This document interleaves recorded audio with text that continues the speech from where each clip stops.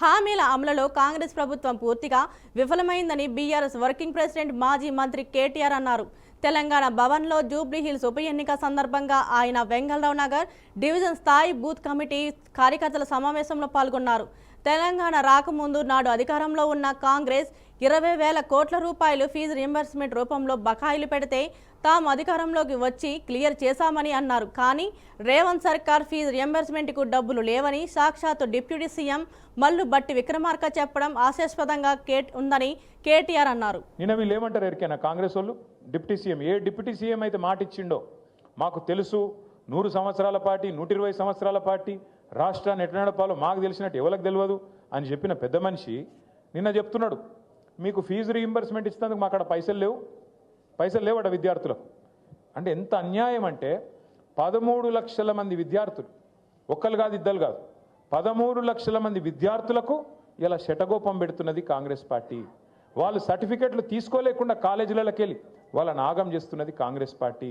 ముస్లింలు కావచ్చు, ఎస్సీలు కావచ్చు, ఎస్టీలు కావచ్చు, బీసీలు కావచ్చు, లేదా అగ్రవర్ణాల్లో ఉండే పేదలు కావచ్చు, బాగుండాలే చదువుకోవాలనే ఉద్దేశంతో ఒక మంచి పథకం ఆనాడు రాజశేఖర రెడ్డి గారు పెడితే దాన్ని కొనసాగించింది కేసీఆర్ గారి ప్రభుత్వం. మనం ఎన్నడూ వివక్ష చూపెట్టలేదు. చంద్రబాబు నాయుడు గారు ఏమన్నా మంచి పథకం తెచ్చింటే దాన్ని కూడా కొనసాగించినాం. రాజశేఖర రెడ్డి గారు ఏమైనా తెచ్చింటే దాన్ని కొనసాగించినాం. రోషయ్య గారు ఏమైనా తెచ్చింటే దాన్ని కొనసాగించినాం. అట్లాగే కిరణ్ కుమార్ రెడ్డి ఏమైనా మంచి పని చేస్తే దాన్ని కూడా కొనసాగించినాం. కాంగ్రెస్ వాళ్ళు వచ్చినాక ఒక్క ఇల్లు కట్టిరా హైదరాబాద్లో? కట్టిరా? నాకు తెలియకుండా నన్ను సీక్రెట్ కట్టిరే. ఒక్క ఇల్లు కట్టలేదు కానీ ఎన్ని ఇల్లు గులగొట్టిరు చూడురు మీరు. ఒక్కసారి ఆ వీడియోలు చూడరు. మూసీలో గులగొట్టిరు, ఏడబడతాడబోయి ఇష్టం వచ్చినట్టు గరీబోళ్ళ ఇల్లు గులగొట్టిరు. కేసీఆర్ ఉన్నప్పుడేమో 1,00,000 మందికి పట్టాలు ఇచ్చిండు కేసీఆర్. జీవో నంబర్ 58, 59 కింద గరీబోళ్ళు తెలుసో తెలియకనో ఎక్కడన్నా ఒక గుడిసెనో ఒక చిన్న రేకుల షెడ్ వేసుకుంటే వాళ్ళందరికీ గ్యారంటీ ఉండాలని చెప్పి 1,00,000 మందికి పట్టాలు ఇచ్చిన నాయకుడు కేసీఆర్ గారు. అదే ఈ రేవంత్ రెడ్డి ప్రభుత్వం వచ్చినాక తప్పకుండా నాకు తెలిసి కొన్ని వేల ఇండ్లు కూలగొట్టిరు. కొన్ని వేల ఇండ్లు హైదరాబాద్లో కూలగొట్టింది రేవంత్ రెడ్డి ప్రభుత్వం.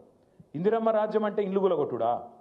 ఇందిరమ్మ రాజ్యం అంటే గరీబోని ఇల్లు లేకుండా చేసి ఆఖరికి వాళ్ళ పిల్లలు ఇంట్లోకి వెళ్ళి వాటర్ బాటిల్ తీసుకుంటాం, బ్యాగు తీసుకుంటాం అంటే కూడా మెడలు పట్టి నూకవతల వారేసి తీసుకోలేకున్న అవకాశం లేకుండా చేసి వాళ్ళని నిలగొట్టుడు ఇందిరమ్మ రాజ్యమా? గరీబోళ్ళకు వ్యతిరేకంగా ఉండే ఇందిరమ్మ రాజ్యమా? ఈ మాట మనం చర్చలు పెట్టాలి. మీరిగిన పొరపాటున కాంగ్రెస్కి ఓటేస్తే మీ ఇల్లు మీరు గూలగొట్టమని లైసెన్స్ ఇచ్చినట్టే అవుతుంది. మరి మీ ఇష్టం. హైడ్రా వస్తుంది, బుల్డోజర్ వస్తుంది, మీ ఇల్లు గూలగొడుతుంది. ఆ తర్వాత మీరు ఎడవద్దు, మమ్మల్ని అడగద్దు అనే మాట బరాబర్ చెప్పాలి. తప్పకుండా యాద్ చేయాలి ఈ మాట. చందానగర్లో మొన్న పొద్దున పూట, మనకి ఎక్కువ దూరం కూడా కాదు, 4-5 కిలోమీటర్ల అవతల చందానగర్లో పొద్దున పూట బంగారం షాప్ మీద పడి దొంగలు తుపాకులు పట్టుకొని ఆయనతో దోసుకొని పోయారు. చూసిరా టీవీలలో లేదా?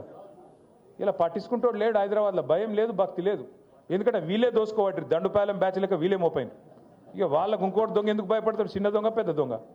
చిన్న దొంగలు పెద్ద దొంగకు భయపడతారా? అందుకే ఇవాళ డే లైట్ మర్డర్స్ అవుతున్నాయి. క్రైమ్ రేట్ 41% పెరిగింది. సీసీ కెమెరాలు పనిచేస్తలేవు. ఆఖరికి గల్లీలో పెట్టిన లైట్లు పనిచేస్తలేవు, బుగ్గలు పనిచేస్తలేవు. కింద పొక్కలు పడితే పొక్కలు ఊడ్చేటోడు కూడా లేడు, పట్టించుకున్నోడు లేడు. వీళ్ళట జూబ్లీ హిల్స్లో మాగంటి గోపీనాథ్ ఆశయాలు మేము కొనసాగిస్తాం, మేము ఇది చేస్తాం అది చేస్తాం అన్న చెప్పింది, సుధీర్ అన్న చెప్పింది కరెక్ట్. రేపు తెల్లారి ఎలక్షన్ అయిపోయిన తెల్లారి నవంబర్ మాసం తర్వాత ఇవాళ మీ ఇండ్ల చుట్టూ తిరుగుతున్న ఈ కాంగ్రెస్ నాయకులు ఒక్కడంటే ఒక్కడు మళ్ళీ అడ్రస్ కూడా లేకుండా వారిపోతారు, ఫోన్ నంబర్లు కూడా మార్చుకుంటారు. ఇది జరగకపోతే నన్ను పట్టుకోవాలని చెప్పి నేను కోరుతా ఉన్నా.